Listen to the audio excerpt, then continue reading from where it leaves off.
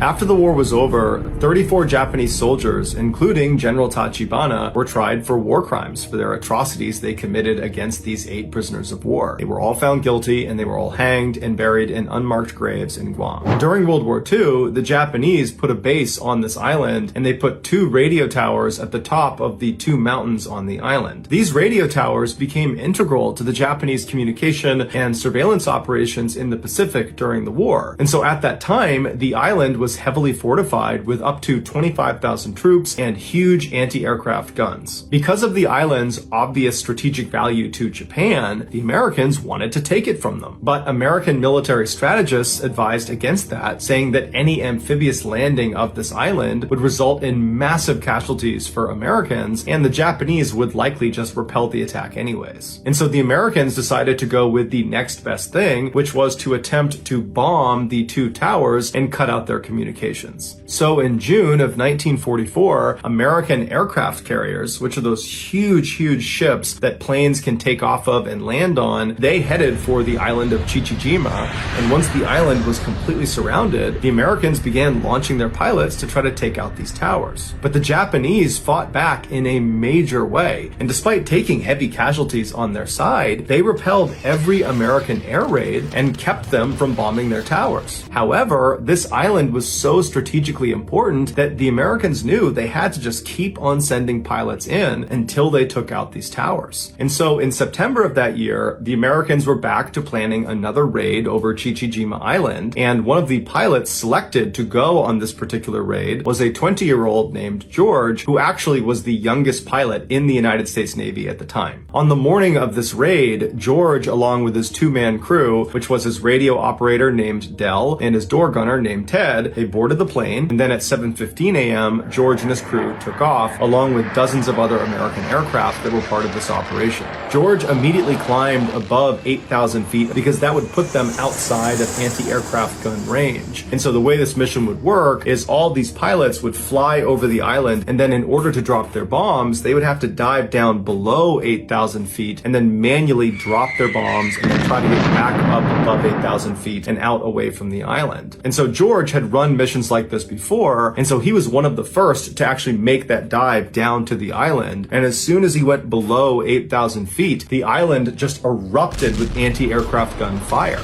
So all these rounds are coming up, flak is popping all over the place, and George almost immediately notices the side of his plane gets hit. George releases 2 500-pound bombs that are direct hits on the radio tower he was assigned to bomb. But at this point, George's plane is now engulfed in flames. It can barely fly. He's pulling back on the lever, and he begins to turn himself away from the tower out towards the water, and he manages to fly away from the island, but he can feel the plane starting to go down. Now, George had previously been shot down before, and what he learned from that is how important it was to fly as far away from the enemy as you possibly can before you bail out of your plane. Because if you bail too early and you land in the water right near where the enemy is, you'll just get captured. And so he's flying and getting lower and lower and lower and closer to the water, and Ted and Dell are yelling at him that they gotta jump out. Meanwhile, outside, the other planes that had sustained damage, the other American planes, their crews are already bailing out. But George is saying, no, hold on, and he keeps going farther and farther until he's so close to the water that it's practically too late, and then he gives the order to jump out of the plane. George abandons his controls, he leaps out the door, and he hits his head on the back of the plane as he leaps out, but his chute would open up right before he hit the water and it would save his life. As soon as George hits the water and he comes up for air, he's under his parachute, and so he's trying to get his parachute away to get a breath of air, and so immediately he's looking around for Ted and Dell's parachute to make sure they're okay, but he doesn't see any parachutes anywhere. However, George notices a life raft from his plane had miraculously just landed like 10 feet away from him. So he swims over to the life raft, he climbs inside, and once he's in there, all he's thinking about is Ted and Dell. So he's yelling for Ted, he's yelling for Dell, but he's not getting a response. And so George turns around in the raft. So now he's facing towards the island, and to his horror, way off on the horizon, right near the edge of this island, are Japanese patrol boats that are speeding in his direction. He knows they're coming to get him and the other people that had jumped out of these planes. And so George George turns back around, he leaps onto his chest on the front of this raft, and he starts using his hands to swim as fast as he can away from this island. Not only is he not going to find his friends, but there's just no way he's going to outswim these boats. And so at some point, he just turns around and sits in the raft, and he's looking towards these patrol boats, and he knows that at some point they're going to come up here and they're going to capture him. But before he could be captured, American aircraft come storming in overhead, and they go flying past him towards the island, and they start dropping bombs and strafing these Japanese boats that were coming out to get George. He turns around, he gets back on his chest, and he starts swimming as fast as he can, trying to get away, knowing that these boats are totally preoccupied with the aircraft overhead. And for 2 hours, George used every ounce of strength he had to swim as far as he possibly could away from this island. But at some point, he was just so unbelievably exhausted, he just could not paddle any farther. And so he's just laying on this raft when he hears the sound of something coming out of the water. And he turns and he sees the periscope of an American submarine coming out of the water. And seconds later, the crew of this American submarine comes right up alongside him. They grab him out of the raft, they put him in the submarine, and he was saved. But 60 years later, in 2004, an author named James Bradley discovered transcripts from a post-World War II Japanese war crimes trial held in Guam, where Japanese military leaders confessed to what they did to these 8 captured Americans. This is the true account. Unlike George, these 8 other airmen bailed out almost immediately after they got out over the water. And so that placed them in the water very close to the island. And so before the American aircraft could come in and save the day, like they did with George, these 8 airmen were scooped up by the Japanese and brought back to the island. The Japanese soldiers on this island for the past several months have been getting constantly bombed by American aircraft, inflicting a very high casualty rate. And so these soldiers hated the Americans and they wanted revenge against the Americans. And so suddenly you have these 8 American prisoners on this island with no one to protect them. And so what do you think happens? The Japanese decide they're going to exact their revenge on these 8 men. Within 24 hours of being captured, the 8 men were kind of huddled up in one section of the island when one of them, Marv Mershon, who was 19 from Long Beach, California, was grabbed by a Japanese commander, stood up and moved to the central area within their military camp, and they tied him to a tree. And this commander encouraged all of the other soldiers to beat and kick Marv. And so all day long, soldiers were coming up and just beating the crap out of Marv, and Marv is tied to the tree. He can't do anything. And so that night, the same commander comes back and he unties Marv from the tree, and he tells these 7 other prisoners to stay where they are. And this commander and several other Japanese soldiers, they take Marv and they march him away from the group into the jungle, and they march him over to this freshly dug grave. And standing next to the grave that Marv would have seen is this Japanese soldier carrying a sword. And so Marv is told to walk up to the edge of this grave. They tell him to kneel down in front of this grave, and they let him smoke a final cigarette. And apparently Marv very calmly smoked the cigarette, and when he was done, the man with the sword put a blindfold on Marv and then told Marv to extend his neck. And as soon as he did, he was beheaded. Afterwards, they buried him inside of this grave. Within a month of Marv's execution and consumption, Tachibana decided that he wanted to eat more human flesh, and he wanted his soldiers to eat more human flesh because he and a number of the other officers were superstitious that this could make them stronger and it would be good for their stomach and it would be good for their health. And so they decide they're going to kill more of the American prisoners and eat them. And so they brought these 7 remaining American prisoners out to the rifle range, and once they were all out there, one of the Japanese officers grabbed 25-year-old Floyd Hall from Missouri. They pulled him out of the group and they walked him over to the middle of this range, and they tied him to a wooden stake in the ground. And once he was in place, Tachibana, who was there, he ordered the other Japanese soldiers to work on their bayonet work on Floyd Hall. And so one by one, these soldiers would go up and plunge their bayonets into Floyd Hall's chest, into his stomach, until he ultimately died. Once he was dead, Tachibana, who had brought along his surgeons for this very reason, he sent them out to remove Floyd's liver and his gallbladder right in front of the now 6 living prisoners. They're watching this happen right in front of them. And then once his liver and gallbladder have been removed and wrapped in cellophane paper to preserve them, the surgeons walked back and stood on the edge because they knew this was not the last execution of the day. And so the other 6 prisoners are looking looking around, wondering what's next, and then one of the commanders walks over and he grabs another one of the prisoners. His name was Earl Vaughn. He was 22 years old from Texas, and as soon as he was grabbed, he knew he did not want to face the same fate Floyd did, and so right away he became defiant. He wanted to die more quickly, and so he began yelling Semper Fi at the Japanese, and he kept extending his neck and pointing up at his neck, indicating he wanted a clean and quick death. Behead me. And so the Japanese, they tried to strap him to this wooden post because they wanted the other soldiers to work on their bayonets with him, but it was just too difficult with Earl. He put up such a fight and he kept putting his neck out that finally one of the soldiers did pull him down and he was beheaded. And then again, the surgeons came running out into the field, and in plain sight of the now 5 remaining American captives, they removed Earl's liver and his gallbladder and then wrapped them in cellophane paper to preserve them, and then they took Floyd and Earl's organs and they went back to the cooks to have them prepared. And that night, all the high-ranking officers on the island feasted on Earl and Floyd. Within a few days of Floyd and Earl's murders, the other 5 captives were also executed in a similar fashion, one by one, in front of their comrades. And 2 of those remaining 5 were also consumed. And unfortunately, one of those 2 was not executed beforehand. Instead, they had pieces of their body surgically amputated, and then those pieces would get cooked and eaten, and when they were done eating them, they would just come back and cut off more and more and more until there was nothing left to eat, and at that point, that prisoner was executed. They did this in order to keep their meat fresh.